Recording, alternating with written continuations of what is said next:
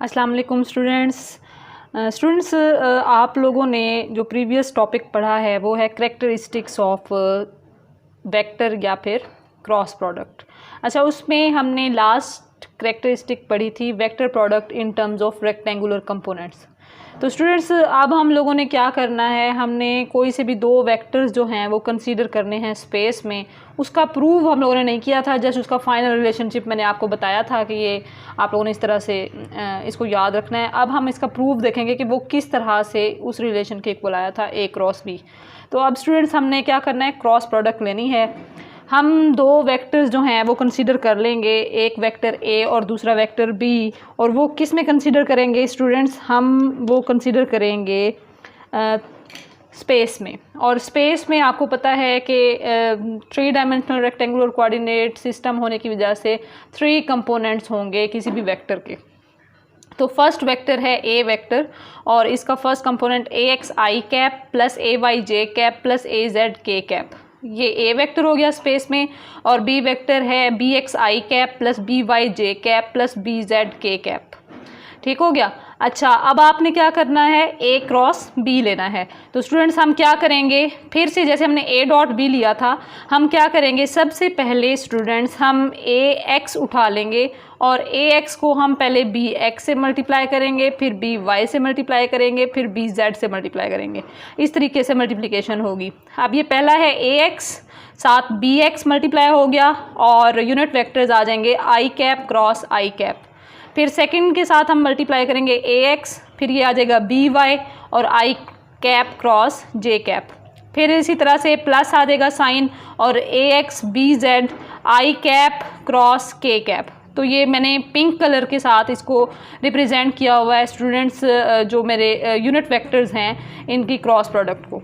फिर उसके बाद प्लस का साइन आएगा। अब हमने क्या करना है, सेकंड जो है वो जो कंपोनेंट है ए वाई जे कैप, इसको अलहदा से B X I cap B Y J cap और फिर बी जेड के कैप, इनसे अलग-अलग हम मल्टीप्लाई करेंगे। तो ये स्टूडेंट हमारे पास आ जाएगा A Y B x J cap cross I cap plus A Y B Y J cap cross J cap plus A Y B Z J cap cross K cap. फिर से plus का sign आएगा और last हमारे पास जो component रह जाएगा वो होगा ए जेड के कैप और उसको हम मल्टीप्लाई करेंगे पहले बी एक्स आई कैप से। तो ये आ जाएगा ए जेड बी एक्स के कैप क्रॉस, क्योंकि के कैप पहले आ रहा है और आई कैप बाद में, तो के cap cross I cap plus A Z B Y K cap cross J cap plus A Z B Z और फिर क्या आ जाएगा के कैप क्रॉस के कैप। अब स्टूडेंट्स, अगर आपको याद हो तो हमने करैक्टरिस्टिक ऑफ जो क्रॉस प्रोडक्ट पढ़ी है उसमें हमने डिस्कस किया था कि हमारे पास जो यूनिट वेक्टर्स हैं उनका क्रॉस प्रोडक्ट किसके इक्वल आएगा।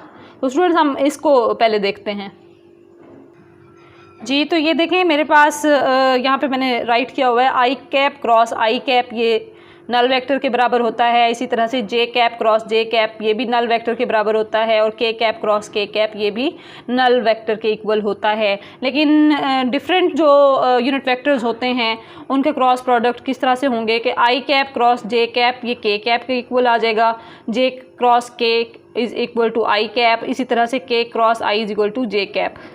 और जब हम लोग क्लॉकवाइज डायरेक्शन में इन यूनिट वेक्टर्स को क्रॉस प्रोडक्ट लेंगे तो उसके साथ फिर जो आंसर आएगा थर्ड यूनिट वेक्टर, उसके साथ नेगेटिव साइन यूज़ करेंगे। इन 3 आइडेंटिटीज़ को स्टूडेंट्स यूज़ करेंगे हम इक्वेशन नंबर ए में। ठीक है, तो अब देखते हैं कि ये किस तरह से चेंज होगा जी। स्टूडेंट्स, अब हम देखेंगे कि ये जो हमारे पास ए एक्स बी एक्स है और साथ आई कैप क्रॉस आई कैप की जगह पे 0 लिख देंगे, प्लस ए एक्स बी वाई आई कैप क्रॉस जे कैप की जगह पे के कैप लिख देंगे, जैसा कि इस केस में किया हुआ है स्टूडेंट्स मैंने। और फिर ए एक्स बी जेड के साथ जो है ना वो मैं क्या लिख दूंगी, यहाँ पे आई कैप क्रॉस के कैप की जगह पे माइनस जे कैप लिख दूंगी। इसी तरह से तमाम स्टूडेंट्स इसमें यूनिट वेक्टर्स का जो क्रॉस प्रोडक्ट है उनकी वैल्यूज़ पुट करने के बाद यहाँ पे हम इस रिज़ल्ट पे पहुँचेंगे, समथिंग मल्टीप्लाइड बाय 0। ये वाला भी हमारे पास 0 हो जाएगा, ये वाली भी टर्म हमारे पास 0 हो जाएगी और ये वाली टर्म भी हमारे पास क्या हो जाएगी, 0। बाकी स्टूडेंट्स हमारे पास बच जाएगा A Y B Z multiply by I cap plus A Z B Y.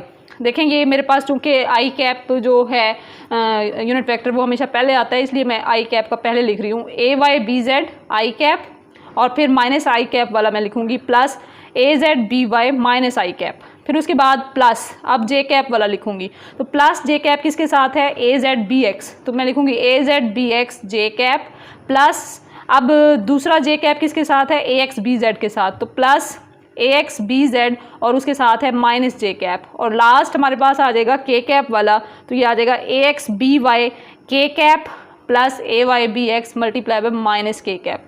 तो स्टूडेंट्स हम इनमें से आई कैप जो है इन दोनों में कॉमन आ रहा है, तो आई कैप को कॉमन लेंगे तो ये आ जाएगा A Y B Z minus A Z B Y. इसी तरह से इन दोनों में कॉमन आ रहा है जे कैप, तो ये आ जाएगा ए जेड बी एक्स माइनस ए एक्स बी जेड और साथ जे कैप प्लस अब ए एक्स बी वाई और minus A Y B x और साथ कॉमन क्या आ जाएगा, के कैप। तो स्टूडेंट इस तरह से हमने इसको जो है वो करना है, इसका फाइनल हमने रिज़ल्ट निकालना है। तो ये है हमारे पास फाइनल रिज़ल्ट। इस रिलेशन को स्टूडेंट्स हम डिटर्मिनेंट फॉर्म में भी लिख सकते हैं। आपने मैट्रिसेस 9th क्लास में पढ़े होंगे, तो हम डिटर्मिनेंट फॉर्म में लिख सकते हैं। 3/3 का डिटर्मिनेंट बनाएंगे क्योंकि यहाँ हमारे पास जो यूनिट वेक्टर्स हैं वो 3 हैं, आई कैप जे कैप और के कैप। जी स्टूडेंट्स हमारे पास ये फाइनल रिजल्ट जो आया है ए Y B Z minus A Z B Y I cap minus A X B Z minus A Z B x और साथ मल्टीप्लाई करेंगे जे कैप और plus A X B Y minus A Y B x के cap. तो students हम इसको determinant form में लिख सकते हैं और ये हमारे पास फर्स्ट यूनिट वेक्टर होता है आई कैप, फिर सेकंड रो बनाएंगे जे कैप की और थर्ड कॉलम बनाएंगे स्टूडेंट्स हम के कैप का। तो 3 कॉलम्स हमने यहाँ पे बना लिए, आई कैप जे कैप और के कैप का। और देखें स्टूडेंट्स जो फर्स्ट हमारे पास रो है उसमें आई जे और के कैप आ जाएंगे।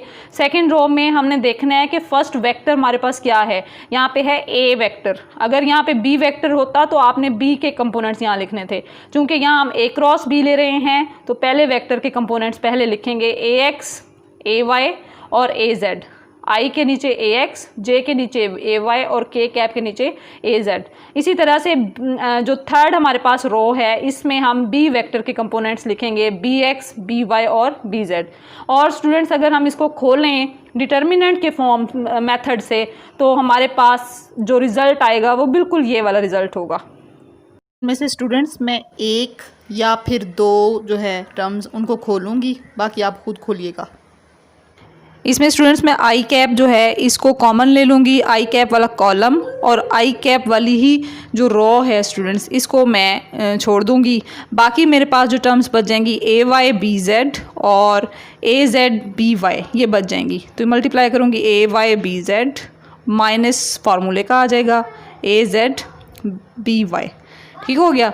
अच्छा उसके बाद स्टूडेंट्स मैं सेकंड, आप देखें सेकंड कॉलम जो है वो जे कैप से स्टार्ट हो रहा है तो इसके साथ नेगेटिव साइन यूज़ करेंगे। तो मैं नेगेटिव साइन यहाँ पे अप्लाई करूँगी माइनस जे कैप और मल्टीप्लाई कर दूँगी ये कॉलम और ये रो छोड़ दूँगी, तो ये A X A Z B X B Z बच जाएगा, ठीक हो गया। अब A X B Z multiply करेंगे A X B Z minus A Z B X. तो स्टूडेंट्स ये था हमारे पास खोलने का तरीका। नेक्स्ट टर्म्स को भी आप ऐसे ही खोलेंगे न्यूमेरिकल्स में भी। अहम बात स्टूडेंट्स ये है कि आप लोगों ने के जो है इसके साथ पॉजिटिव साइन यूज़ करना है। तो स्टूडेंट्स हम जो के वाला कॉलम और के वाली रो छोड़ देंगे, A X A Y B X B Y बच जाएंगे। तो मल्टीप्लाई करेंगे A X B Y minus A Y B x.